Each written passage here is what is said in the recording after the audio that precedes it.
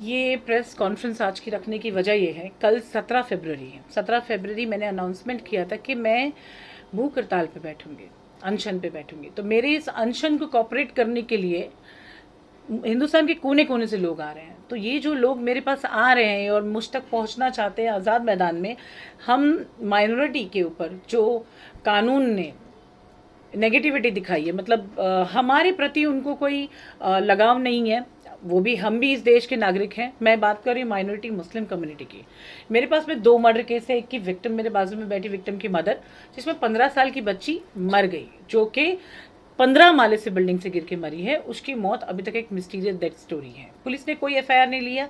एक ये मैटर। दूसरा ये मैटर जो एक 17 साल का लड़का बांद्रा ईस्ट के रेलवे ट्रैक के पास से, उसको जिस आदमी ने मारा, उस आदमी जो मारता हुआ जो वो अक्यूज था, उसको विक्टिम के सगे छोटे भाई ने देखा। ये दोनों केस को रजिस्टर करवाने के लिए पिछले 8-10 महीने से मैं बहुत परेशान हूँ। अब ये विक्टिम की मदर का स्टेटमेंट हुआ पुलिस स्टेशन में। स्टेटमेंट कब हुआ? जब हमने लास्ट, हमारा आप भी लोग सब सामने आए थे, प्रेस मीडिया वाले। तो हमने जो प्रेस कॉन्फ्रेंस की, उसके बाद में जब मिड डे में और प्रेस जनरल में, जनरल प्रेस में, तो ये दोनों आर्टिकल्स जब आए, पुलिस थोड़ा अपना काम करना शुरू किया। उन्होंने क्या काम करना शुरू किया? उन्होंने स्टेटमेंट लिया विक्टिम की मदर का। तो कहिए, आपका स्टेटमेंट कौन से पुलिस स्टेशन में हुआ? अगलीपाड़ा। आपसे स्टेटमेंट लेते वक्त कैसी बात की गई?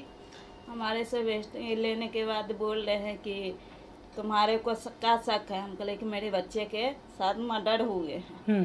जो मैं बयान लिखा रही हूँ, बयान तुम लिखो, और जो बयान लिखा रही हो, बयान मेरे कॉपी में, इसमें बुक में भी लिखाना हुआ, उस पर लिखो। हाँ। तो नहीं, जो बोलेगी वही लिखूंगी। हमको ठीक है जी। अच्छा, वो जो बोलेंगे वो लिखना है आपको, लिखवाना है आपको। जो जो हम सवाल पूछेंगे। कौन थे साहब, कौन थे जिन्होंने आपका स्टेटमेंट लिया? गायकवाड़, अगलीपाड़ा पुलिस स्टेशन से। आज का प्रेस कॉन्फ्रेंस लेने की वजह यह है कि एक विक्टिम का फैमिली इधर बैठा है, दूसरे विक्टिम की फैमिली बीमार हो गई है। ये वही विक्टिम की फैमिली है जिसका 17 साल का बच्चा, मिस्टीरियस डेथ नहीं बोलूंगी, अब प्रॉपर मर्डर। एक आदमी एक बड़ा सा पत्थर लेके एक लड़के के मुंह पे मारता है और वो लड़का डूब जाता है। अगले दिन उसकी लाश जो है बांद्रा के अलावा वो माहिम के रेती बंदर, वहाँ के समुद्र के किनारे मिलती है। 3 पुलिस स्टेशन का इसमें इन्वॉल्वमेंट। एक हुआ निर्मल नगर पुलिस स्टेशन, सेकेंड हुआ माहिम पुलिस स्टेशन जहाँ पर वो डेड बॉडी मिली थी, क्योंकि निर्मल नगर इसलिए क्योंकि लड़का वहाँ का रेसिडेंट था। सेकेंड जो जहाँ पे डेड बॉडी मिली थी वो थी माहिम पुलिस स्टेशन। तीसरा शाहू नगर पुलिस स्टेशन, जहाँ पे इनके स्टेटमेंट्स हुए थे। अब पुलिस को जब हमने आरटीआई लगाए और अपील की कि उस लड़के का मर्डर केस अब तक फाइल क्यों नहीं हुआ है, तब जाके पता चल रहा है कि वो एक्चुअली ट्रैक पे होने की वजह से सेंट्रल गवर्नमेंट को एक केस जाता है, रेलवे पुलिस सेंट्रल गवर्नमेंट। तो हमने उसकी अपील की। तो अब डीसीपी, पता चल रहा है 9 नंबर डीसीपी वो केस नहीं देखेंगे, टाउन से जो नंबर 1 के देखेंगे।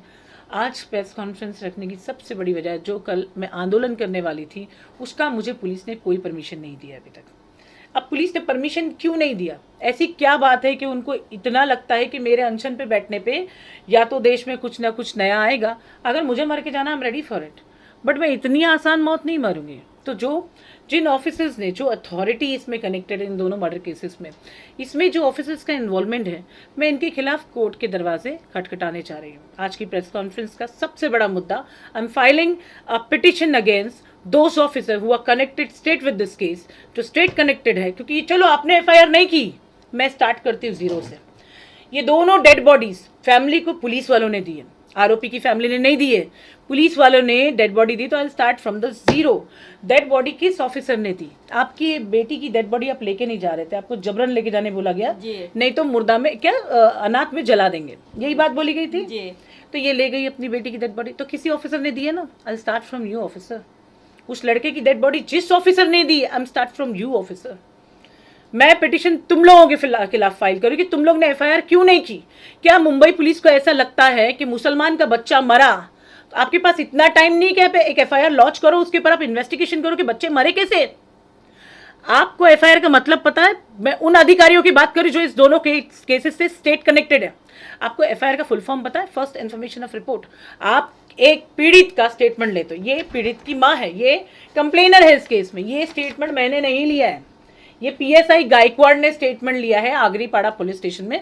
मैं आप लोग को डेट बता दूं, 1 जनवरी 2023। अभी आप मुझे बताइए, ये कोई एनसी करवाने नहीं गई थी, ये स्टेटमेंट देने गई थी अपनी बेटी के मर्डर केस का, जिसमें स्टेटमेंट के आखिर में लिखा है साफ साफ, मेरी बेटी को मार दिया गया, मेरी बेटी के साथ रेप यानी बलात्कार जैसी ऐसी चीज हुई है। एक 15 साल की बच्ची सेक्सुअली एक्टिव कैसे थी, इसका जवाब मुंबई पुलिस देगी। जब इस औरत का आपने स्टेटमेंट लिया तो आपको ऐसा नहीं लगता स्टेटमेंट के बाद में आपको एफआईआर इमीडिएट फाइल करनी है? 16 दिन तक भी अभी आपकी कौन सी इन्वेस्टिगेशन चालू जो एफआईआर के पहले हो रही है? मेरे को मुंबई पुलिस से एक ही बात पूछनी है। फर्स्ट इन्फॉर्मेशन ऑफ रिपोर्ट का मतलब होता है आपको पीड़ित ने आके कंप्लेंट दी, आपने कंप्लेंट फाइल की एज पर दी एविडेंस की उसके पास क्या एविडेंस है कि किसी ने उसे मारा, गाली दिया, उसको हर्ट किया, उसको लूटा, उसको फ्रॉड किया। लेकिन मर्डर केस में दोनों की बॉडी एविडेंस है, मैयतें हुई है। इससे बड़ा एविडेंस आपको क्या चाहिए था? आपने जो वर्दी पहनी है, आपको first information of report file करनी चाहिए थी, उसके बाद आप सेकंड इन्फॉर्मेशन फाइल करो ना। आपको चार्जशीट फाइल करने मिलता है, जिसको आप अक्यूज समझ रहे हो इन्वेस्टिगेशन के, जब उसको उठाते हो आपको पता चलता है, आप पुलिस वाले हो, आपको पता चलता है उसने वो किया कि नहीं किया। आप मुझे एक बात बताइए, 2-3 साल बाद बॉडीज बाहर निकलती हैं, मर्डर केसेस बाहर निकलते हैं, अक्यूज पकड़े जाते हैं, मुंबई पुलिस वर्ल्ड में जानी जाती है, तो क्या इतनी नाकारा हो गई ये चंद ऑफिसर्स की वजह से कि एफआईआर रजिस्टर नहीं हो रही है? कोई बात नहीं, इन ऑफिसर्स के खिलाफ पिटीशन इन कोर्ट। आगे की कार्रवाई आप किस तरह करोगे? मैंने बताया, हम आगे अभी प्रोसीड कर रहे हैं। मैं कोर्ट से परमिशन लाऊंगी आंदोलन का, कोर्ट से परमिशन लाऊंगी पिटीशन फाइल करके आंदोलन का।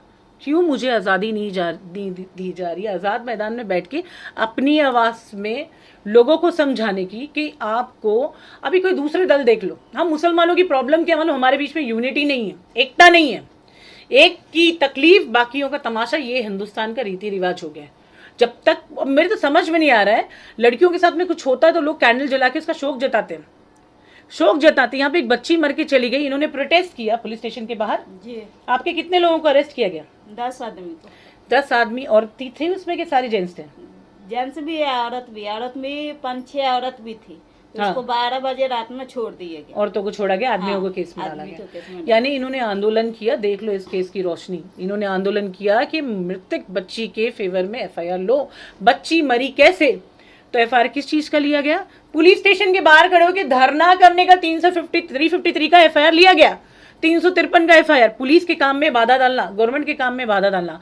आप मेरे को बताइए, या तो आपके अक्यूज फैमिली के साथ में रिलेशंस बहुत अच्छे हैं, या आपकी कानूनन जो सैलरी है उसका वजन कम है।